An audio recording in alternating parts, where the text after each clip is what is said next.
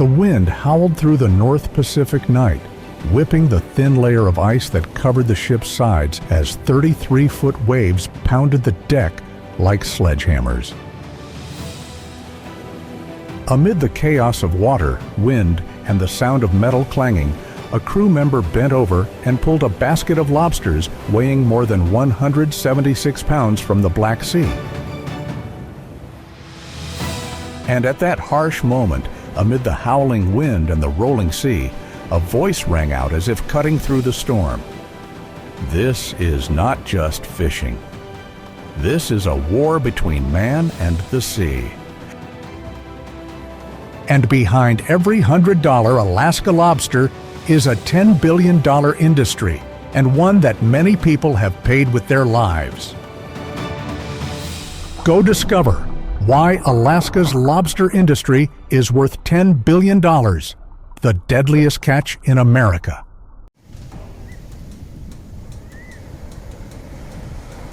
Alaska has one of the most valuable resources in the United States, giant lobsters that live in deep, cold waters where slow growth creates sweet, firm meat that is among the most expensive in the world. This is what makes Alaska lobsters always stand at the top of the market, becoming the star in Japanese, Korean, European, and American restaurants.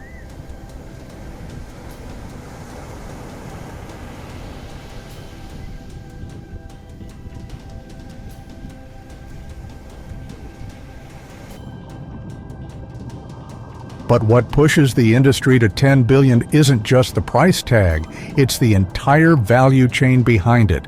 Refrigerated ships leaving ports overnight, rigorous live-keeping systems, high-speed logistics, and auction houses where each tray of lobster can be snapped up in seconds.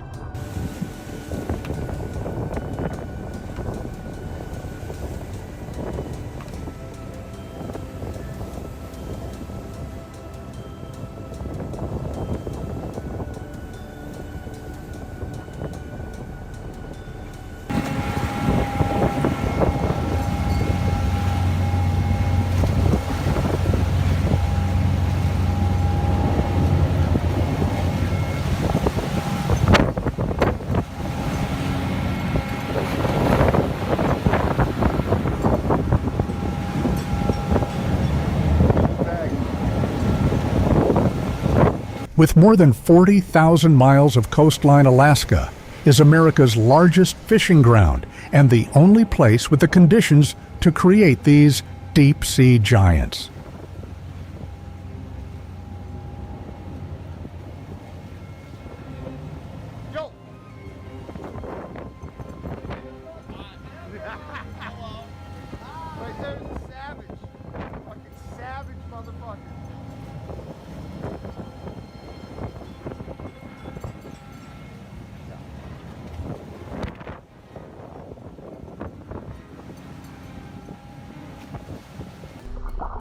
At the cold bottom, adult lobsters with large pincer-like claws, thick shells, and shadow-sweeping antennae eat little moves slowly and take decades to reach their enormous size.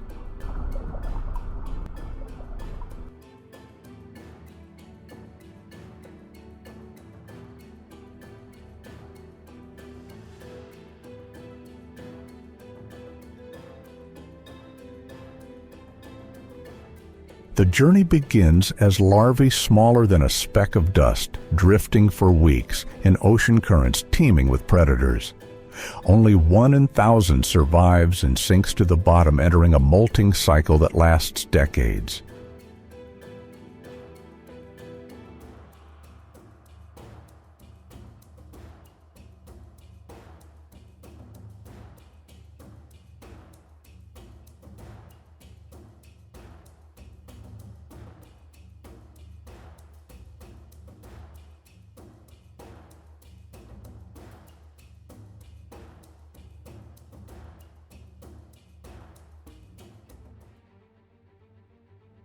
In waters of 35° F, 39° F growth is extremely slow, but results in a distinctively firm flesh.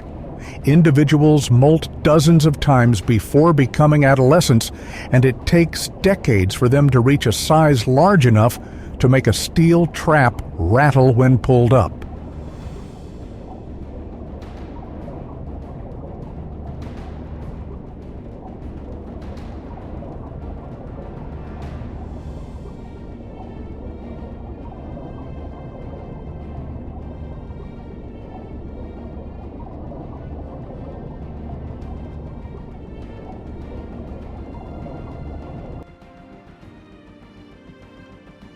Simulations show that Alaska's perfect ecosystem produces individuals that live more than 50 years, weighing up to 44 pounds each, a valuable asset.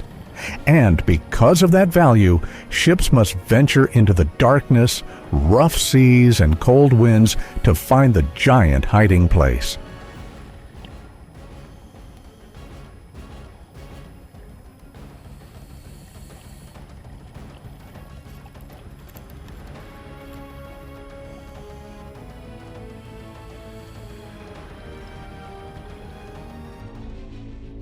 To understand the price men pay for this profit, we must follow them out to sea, into the dark and rough seas, where every moment is a test of life and death.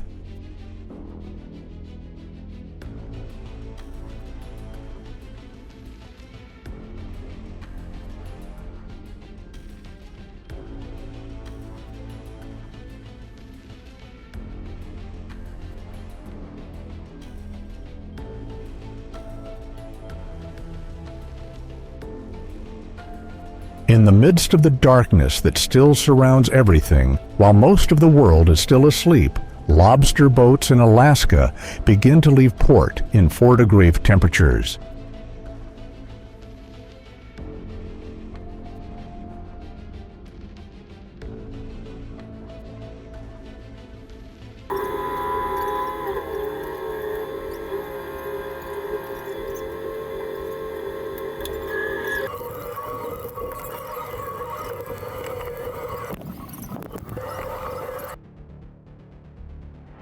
The sky was pitch black, breath turned to white smoke as it hit the air, and the sea ahead looked like a giant moving wall of darkness.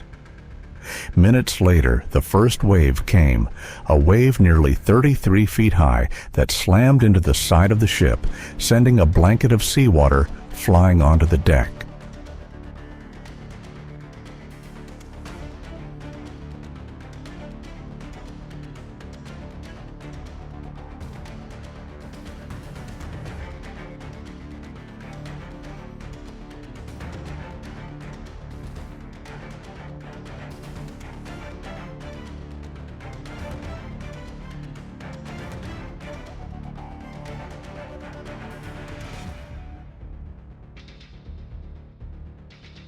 And the most terrifying thing was the water froze immediately upon falling, forming a layer of ice as slippery as glass, where just one slip would lead to a fall to death. Under the dim yellow light, the captain checked the radar while looking out to sea, trying to determine exactly where to drop the trap.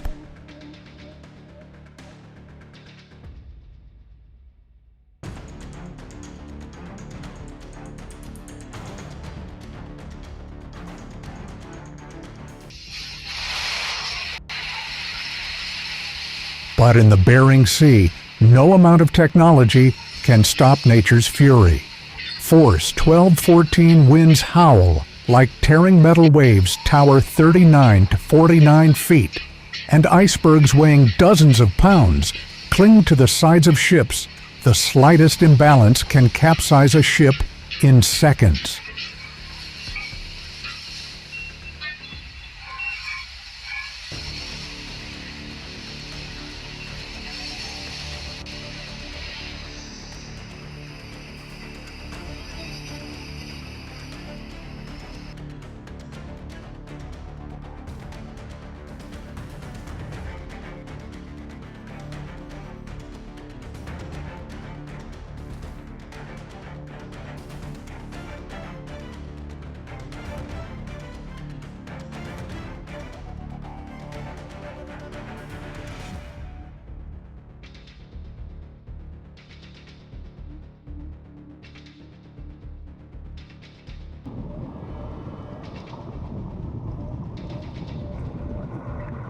The ships struggling in the storm show everything shaking violently, decks filled with foam cables bouncing like steel snakes, and crews clinging to anything that will hold them.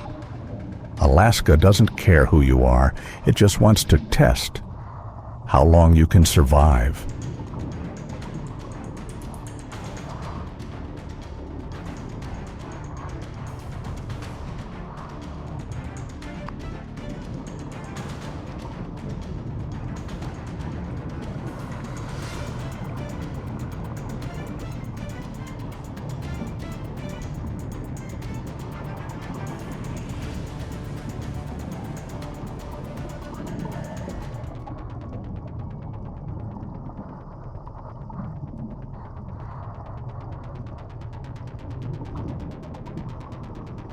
Risks abound, falling off the deck in an instant, being caught in a cable that breaks a bone, or worst of all, a sudden wave that breaks the cabin and drags everything to the bottom. One crew member slipped off the ice deck, his whole body teetering on the edge of the ship, while the cable stretched like a sword just inches from his face.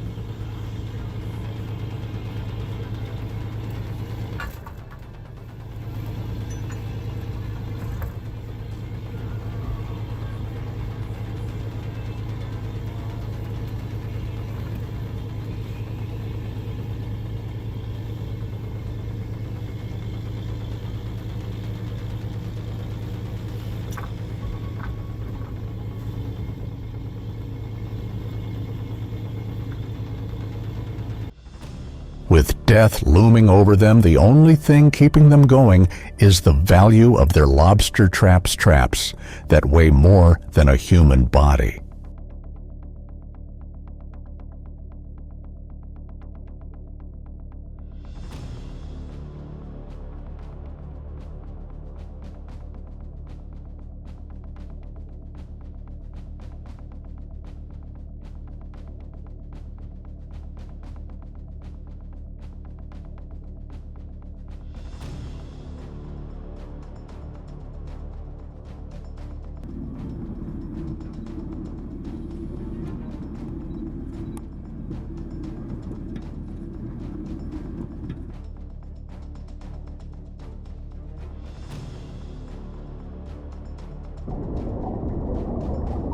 But when those traps are pulled, that's just the beginning.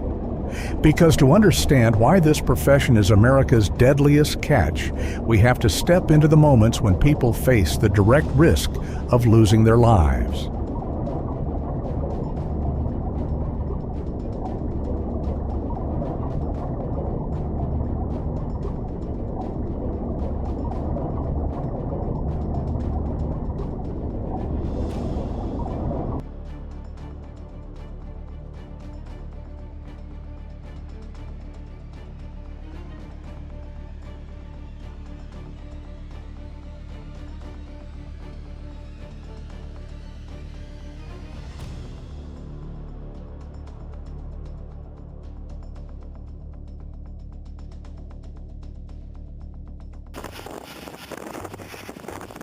The great shipwrecks that have been recounted in Alaska are never graphic because the reality is so brutal that no simulation is needed. Amid the minute-by-minute dangers, the crews continued their work for them. It was not just a job, but the only way to feed their families.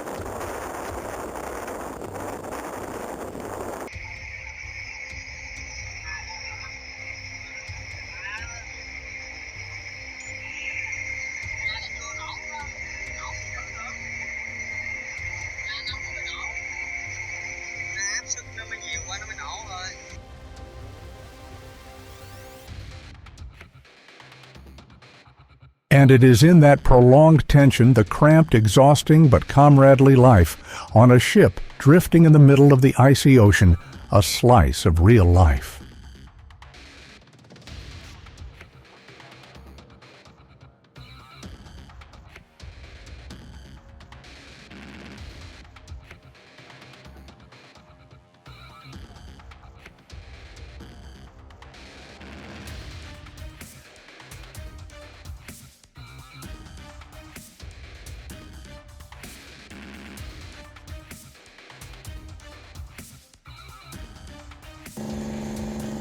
It is in these seemingly ordinary moments that we understand the true value of each lobster sweat storm's sleepless nights of exhaustion and sometimes even life.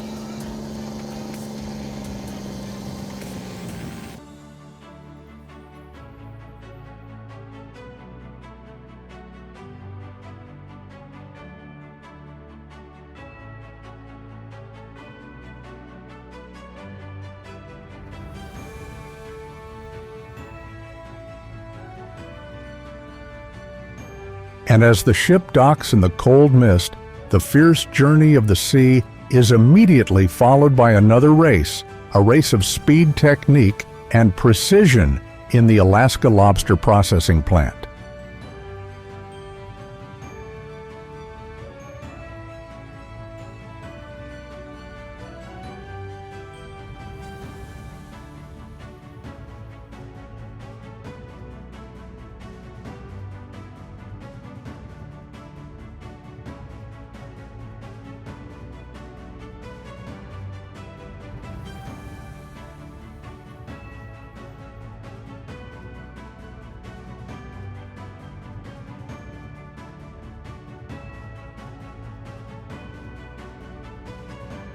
Inside a cold steel building at nearly 32 degrees, thousands of lobsters freshly pulled from the deep sea are fed directly into a sorting system.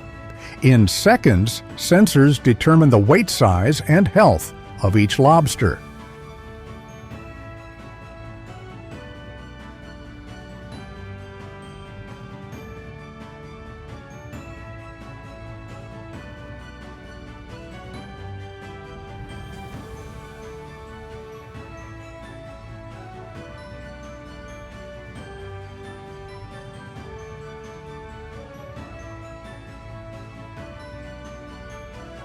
Workers in thick cold weather suits work so fast that the naked eye can hardly keep up, lifting, turning, tapping to check the shells, then placing them on the correct trays, all happening precisely in a familiar rhythm.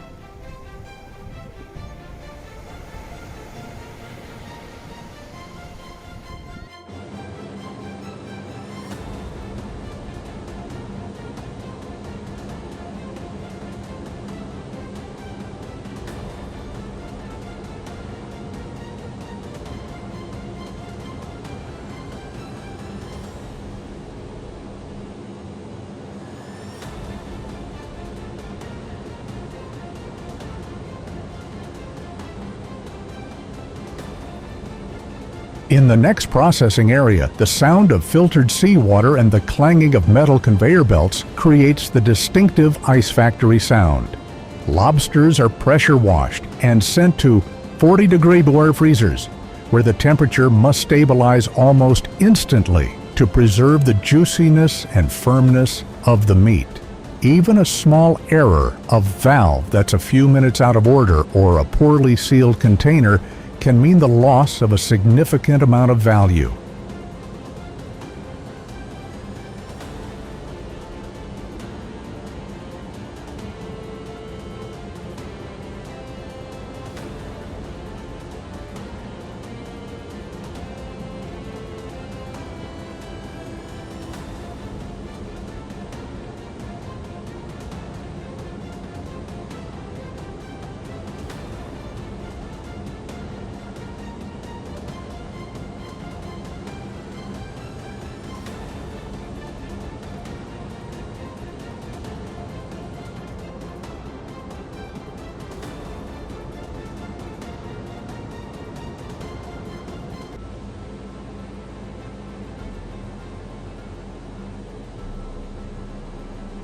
Does this rapid freezing process cause cold shock and change the meat structure, or is it the super fast freezing speed that keeps Alaska lobsters possessing the characteristic firmness that warm water species never have?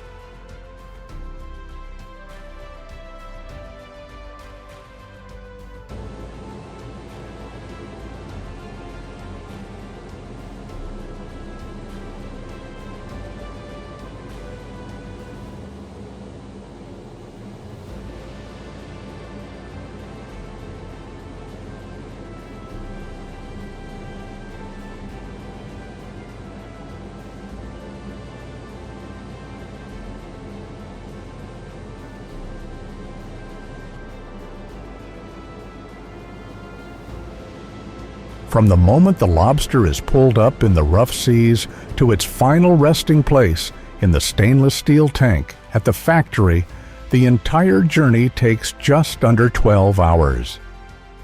This continuous operation is the reason why Alaska lobster always commands the highest price on the market, becoming the gold standard of the North American seafood industry.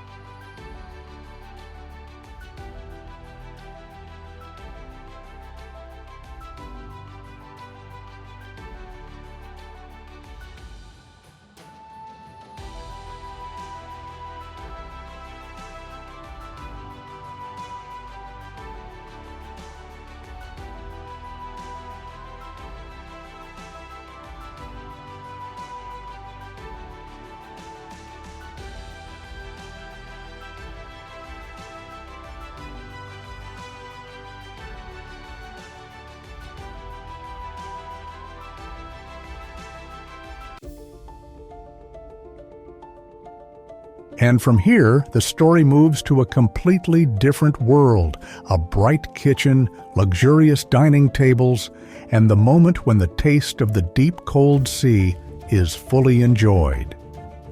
In just a few hours, these lobsters that have braved the waves and cold will become the centerpiece of a dish worth hundreds of dollars.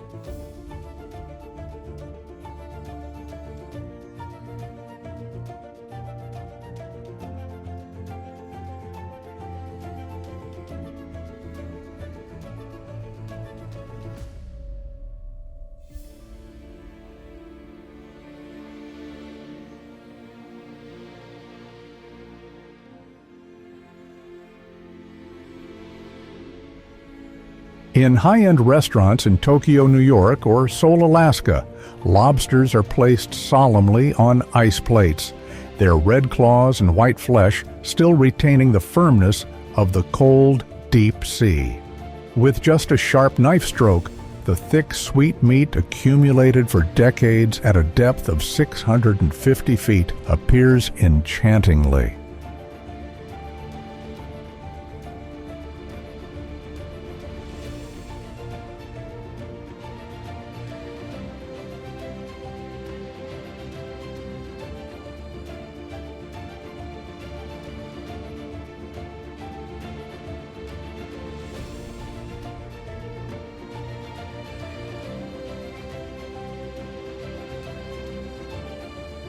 Diners gently peel off the legs, the steam rises the delicate sea scent mixed with a bit of hot butter, or just the original taste of steamed meat is enough to make this dish a symbol of luxury.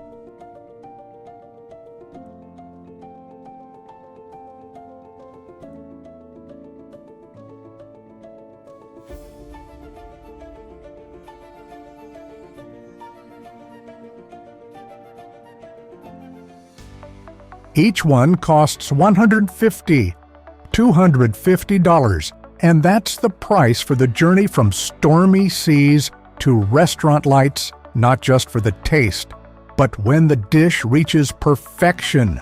A question arises: what guarantees that the journey will still exist 10 or 20 years from now?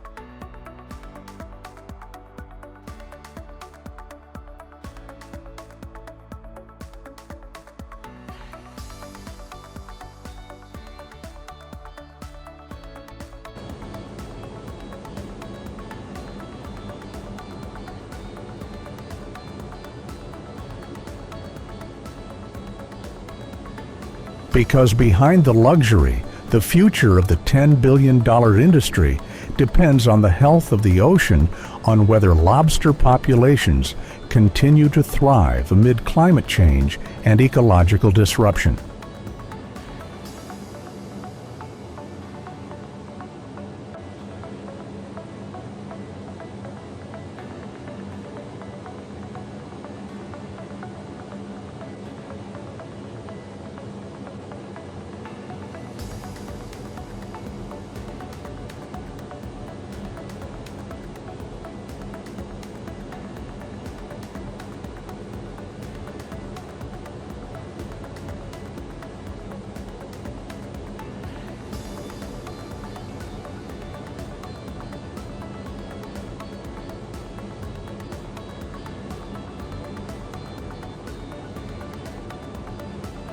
So, as the dinner table conversation concludes, the journey returns to Alaska, where human science and nature must join forces to protect the giant lobster and the future of the industry.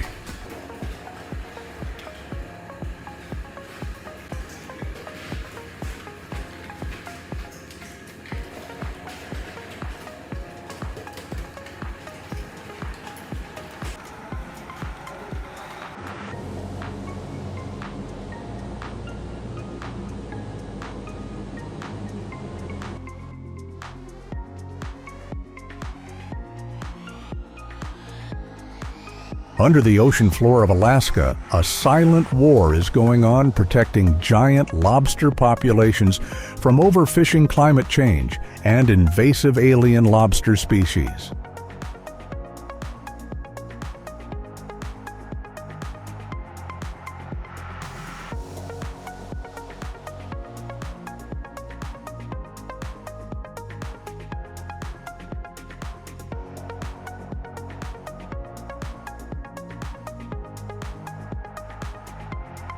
Alaska employs the strictest management system in the United States. Each vessel has a fixed quota, and all data from trap density to maturation rates are closely monitored by hundreds of autonomous diving devices.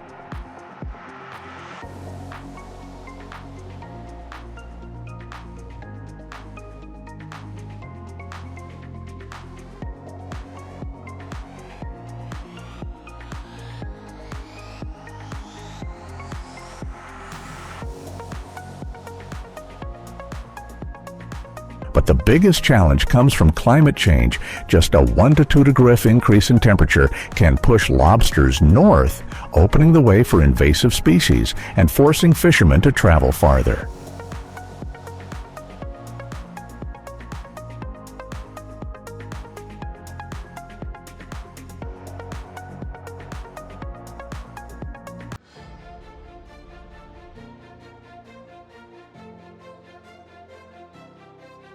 The rapidly aging workforce, with the younger generation less receptive to stormy sea seasons, has made automation, from mechanical arms to lift traps to smart navigation systems, necessary. But are there still real sea hunters in the industry, or just algorithmically driven vessels?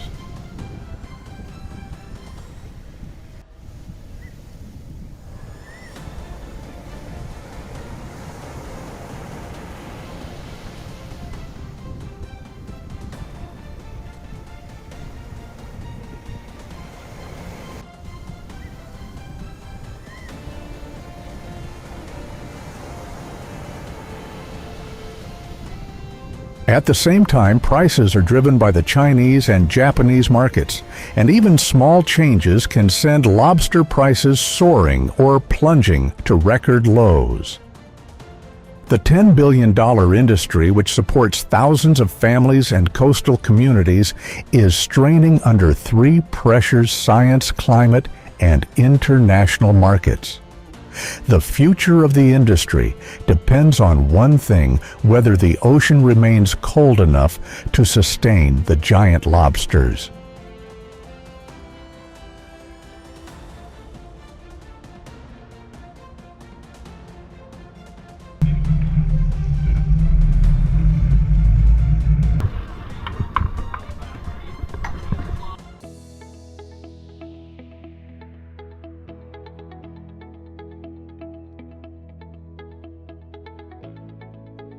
In the cold Alaskan Sea, each lobster pulled up is a victory over harsh nature.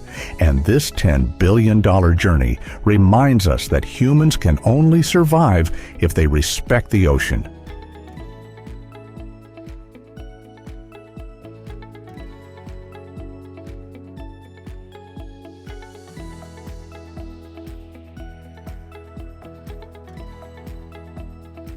If you want to discover more amazing survival stories like this, subscribe to the Go Discover channel, where every video is a new journey waiting for you.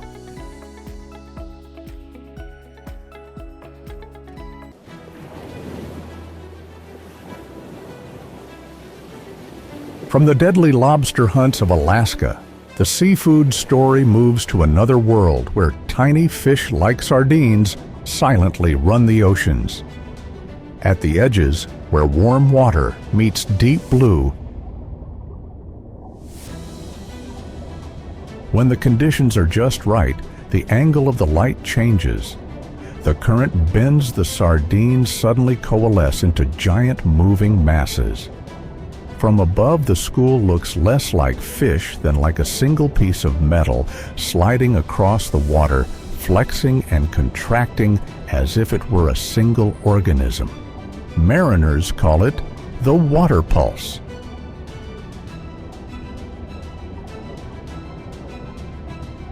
Some oceanographers liken sardines to heat maps of the ocean. Wherever they appear, there is a lot of life energy. The way the fish turn to reflect light creates patterns so irregular that they have been used to study swarming algorithms.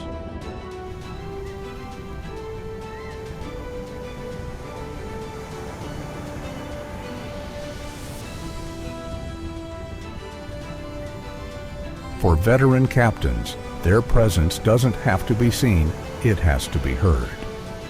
When millions of fish hit the water at once, the sea creates a sound as thin as raindrops on metal, signaling a school of fish large enough to change the catch of the season.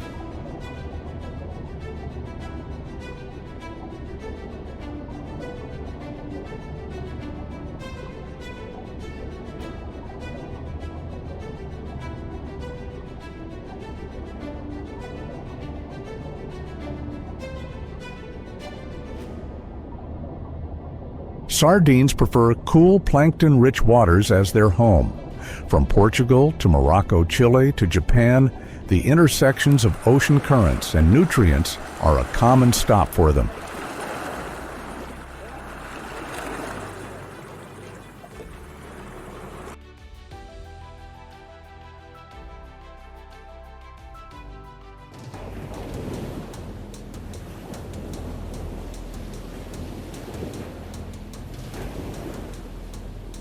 As adults, sardines begin their seasonal migrations, during which they create long, silvery streaks of light that drift across the seafloor from underwater, one of the strangest natural phenomena few people have ever witnessed.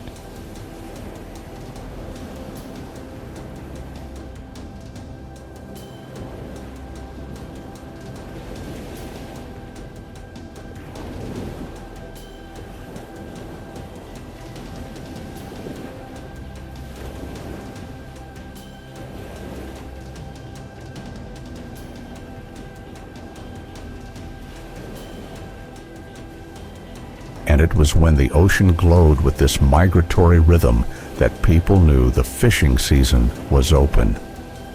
Ships headed toward the silvery glow, not just to find food, but to tap into the ancient rhythms of the sea, rhythms that sardines had played a leading role in thousands of years ago.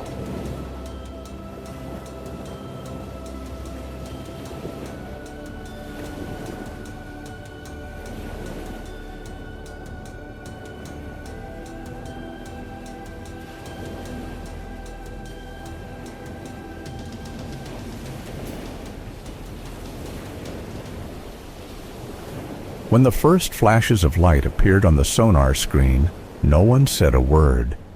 They just looked at each other, the eyes of longtime sailors. They knew that beneath the cold water were millions of fish moving like a living machine. If they slowed down just a beat, the school of fish would disappear as if they had never existed.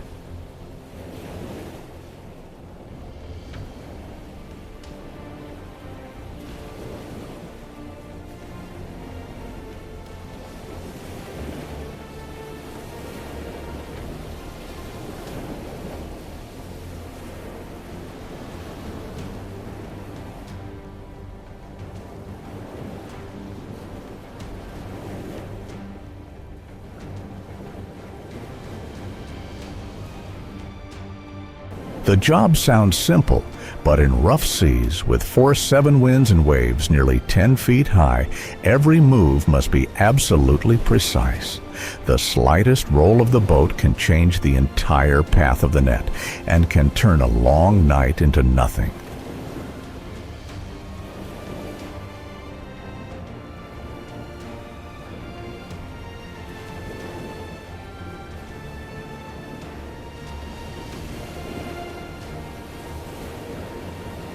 When the sonar picked up a clear signal, the captain shouted a command. The giant sand slid down into the black water opening like a steel wing. The wind whistled through the ropes, the winch roared, and steam rose in a white mist. Then suddenly the sea lit up. Tons of sardines thrashed about, sending a shower of white foam into the cold hold.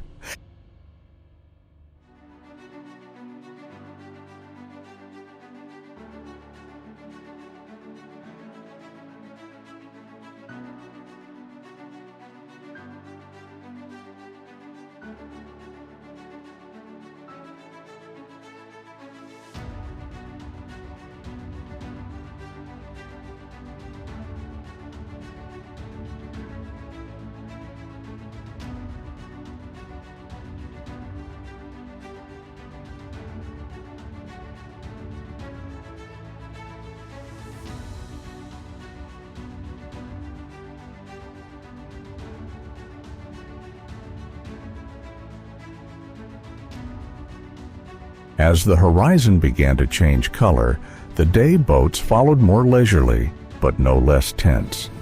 The old sailors only needed to look at the direction of the waves, the brightness of the water, and the flight of the seabirds to know where the fish were, a skill that no book could teach.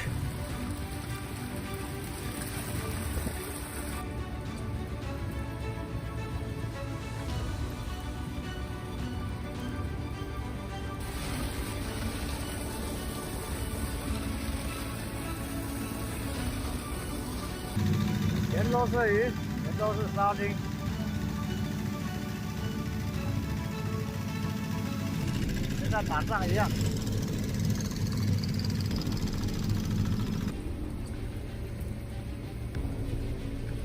But even during the day, the sea has its own tricks.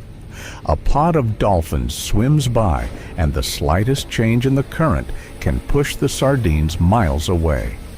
The entire ship then has to accelerate, and chase the silvery thing that moves faster than intuition.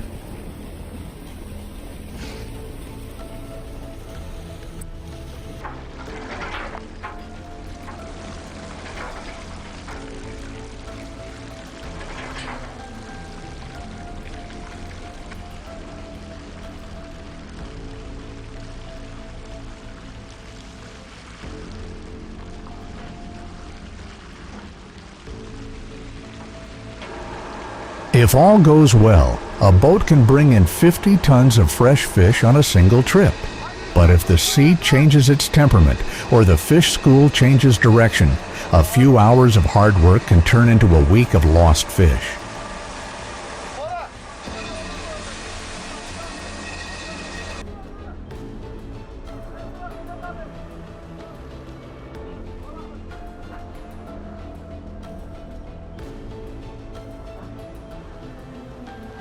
Workers barely speak.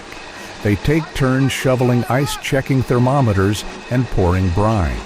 Every minute of delay here means lost freshness and lost money.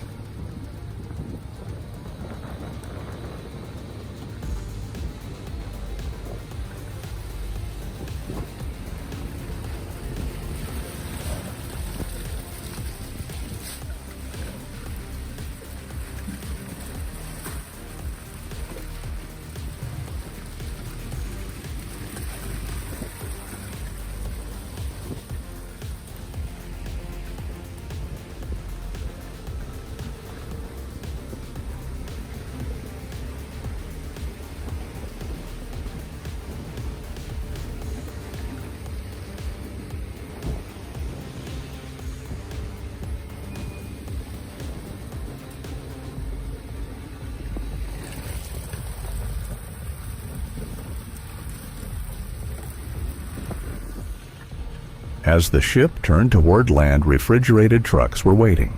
The electronic clock at the port blinked 3 hours until processing. 3 hours. It's not just time, it's the difference between good fish and trash.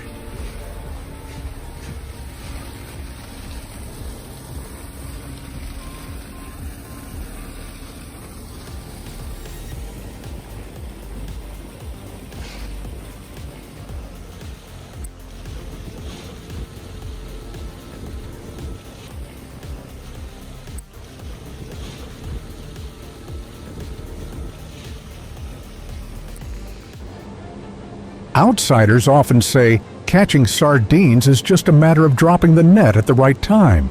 But how many people stand in the middle of the night at sea when the wind makes the boat tilt to one side and still have to keep dozens of tons of fish fresh every minute?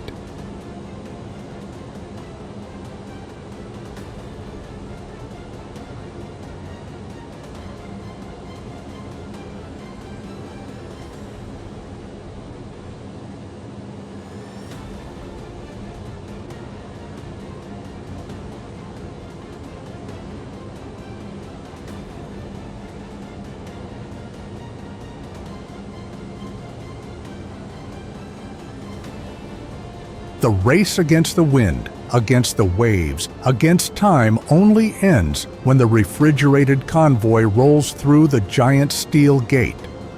On the other side is a completely different world, the gleam of steel steam, the constant sound of machines.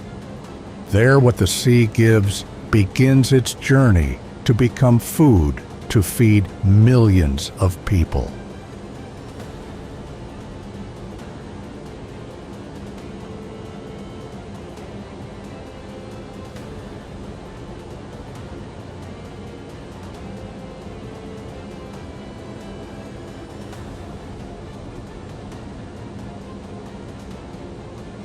Refrigerated trucks roared into the factory grounds, their engines thumping like drumbeats signaling a new round.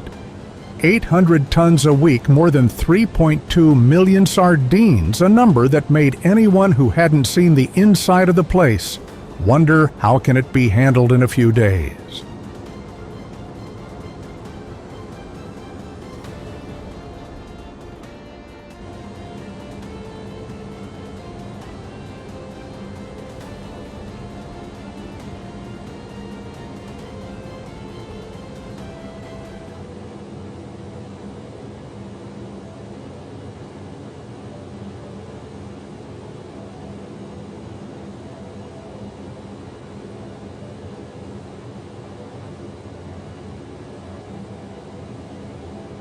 But step through the steel doors, and the answer is immediately apparent. This is not a factory, but a giant artificial ecosystem powered by steel ice and near-perfect precision.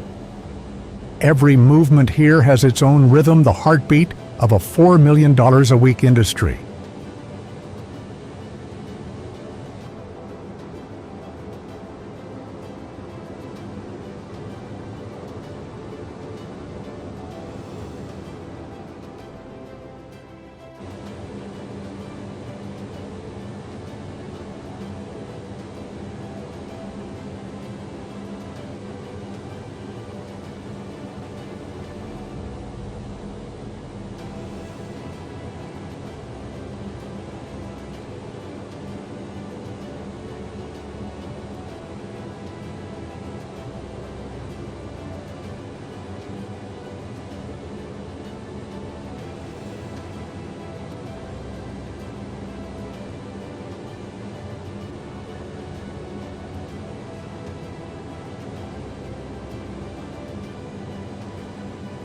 From the receiving dock, trays of fish are dumped onto a mirror-like stainless steel conveyor belt. 100 tons a day. 3 shifts, no stops, no slowdowns.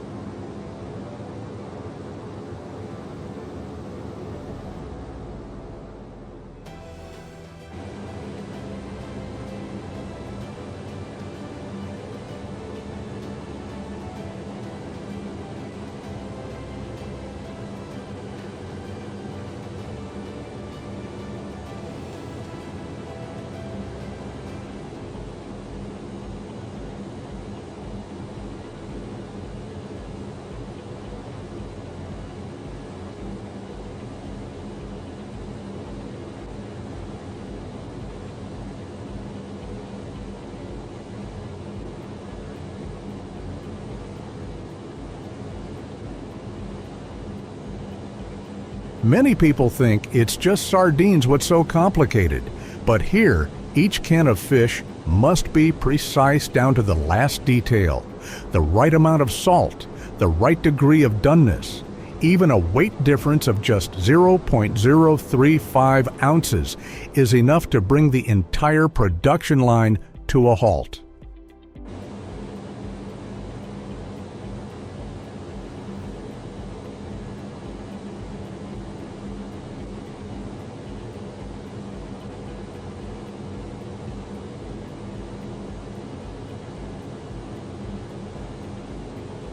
The clanging of metal against metal fills the air like an orchestral opening. High-pressure jets wash each fish carcass clean. Infrared sensors scan with terrifying precision. This is sorting and cleaning, the natural selection of what will become global food.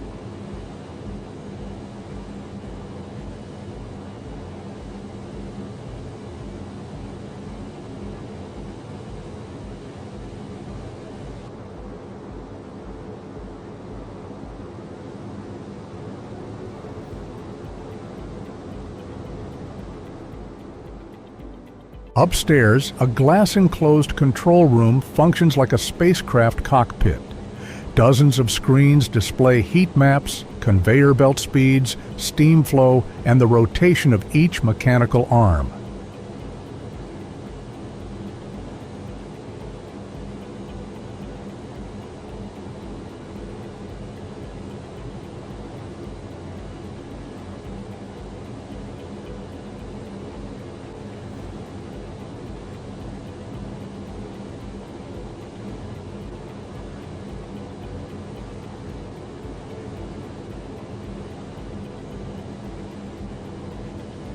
Engineers sit at control panels, adjusting every tiny metric. If just one sensor goes wrong, the entire system reconfigures in less than a second.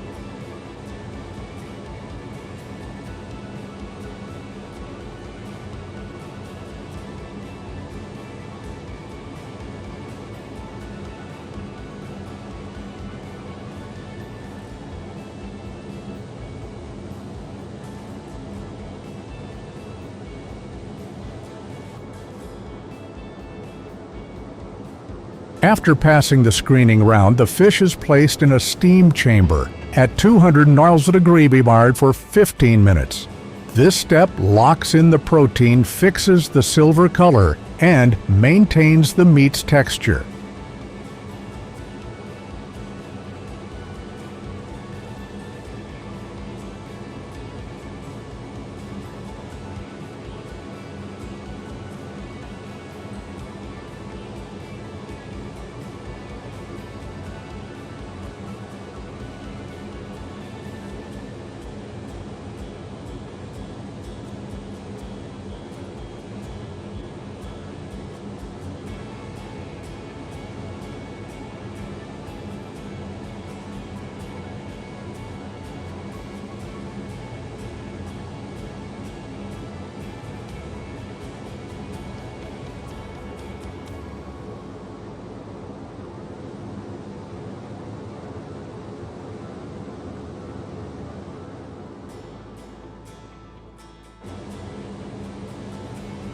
Outsiders think canning is just putting fish in a can, but this place operates like a thermodynamics lab.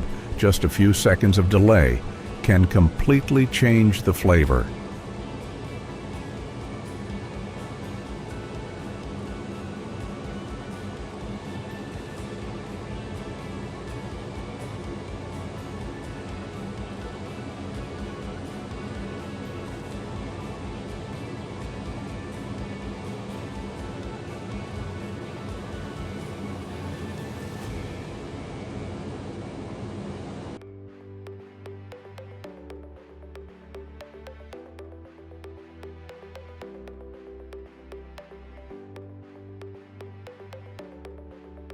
the whistle blows, the filling begins.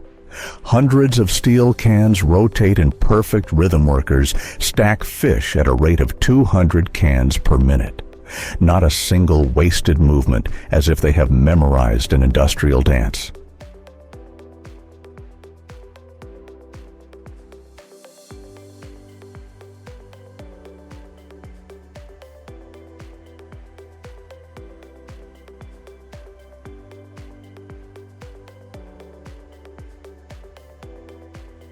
The automated weighbridges operate continuously 0.42 to 0.63 ounces, just in this range.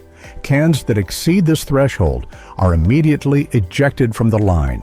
That rigor has helped the facility achieve HACCP and ISO 22000 standards, sending its products to more than 40 countries, from Portugal to Japan.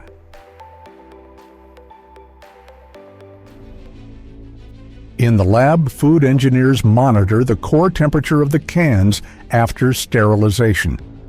Each oil sample is measured with a spectrophotometer for pH, acidity, and clarity.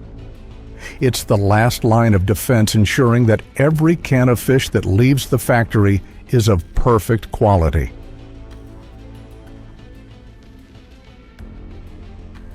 Every week, the factory produces enough food to feed a city as large as Lisbon for a month. And at the end of that journey of steel, steam, and precision, a simple moment occurs: the tiny pop of a lid on the dining table, where the ocean's aroma is released for just a second. From the factory gates, bales of steel are loaded onto ships following the shipping lanes that connect continents. On shipping maps, they appear as thin but powerful lines of light food veins that carry the flavors of the sea from the Atlantic to supermarkets in Paris, New York, Tokyo, or Lagos. Each can of fish is like a ticket carrying the story of the ocean across thousands of miles of water.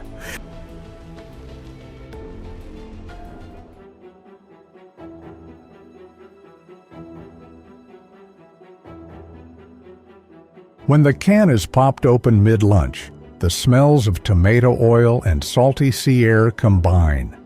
In Portugal, sardines are pressed between two slices of crusty bread, topped with olives and a few drops of lemon, a fisherman's dish, but a childhood memory for the entire coastal region.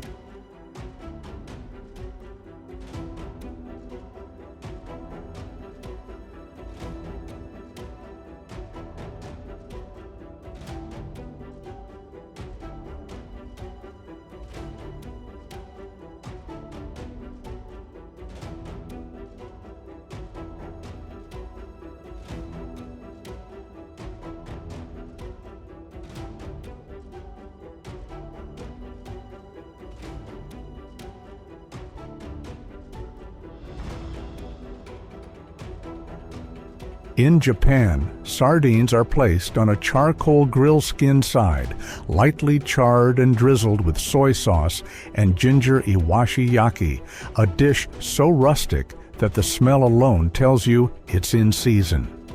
In many African countries, cans of fish line the market shelves, each a vital part of the family's protein diet, simple but essential.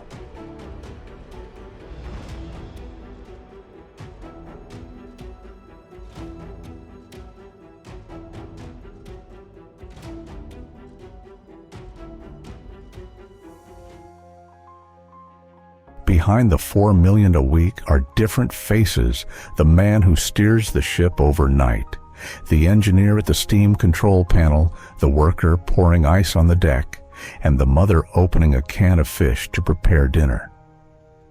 Lives that seem unrelated, tied together by the taste of this little fish.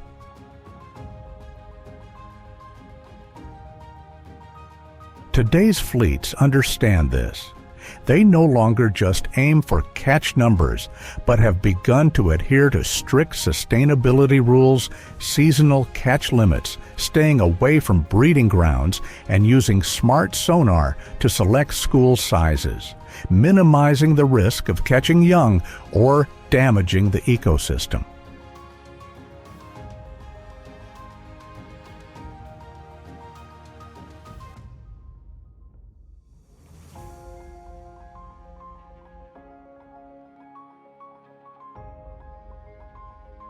In a world that is constantly changing the journey of the ocean, silver continues quietly overcoming the storms to appear on the dining tables of millions of people. And behind that layer of salt, the story of people, technology, and the ocean still has countless hidden corners that have never been fully told.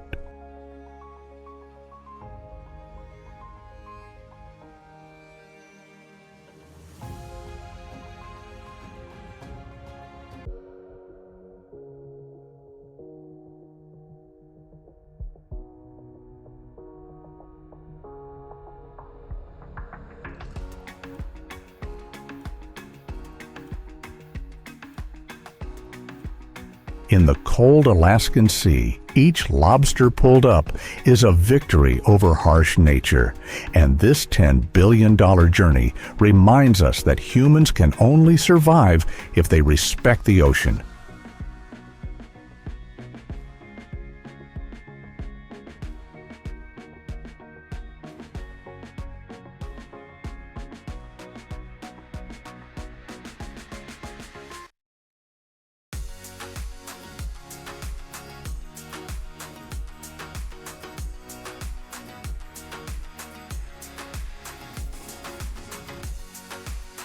If you want to continue opening the door to the secrets beneath the water, the journeys where nature and man meet, please subscribe. Together we will continue to step into worlds where every ripple hides an extraordinary story.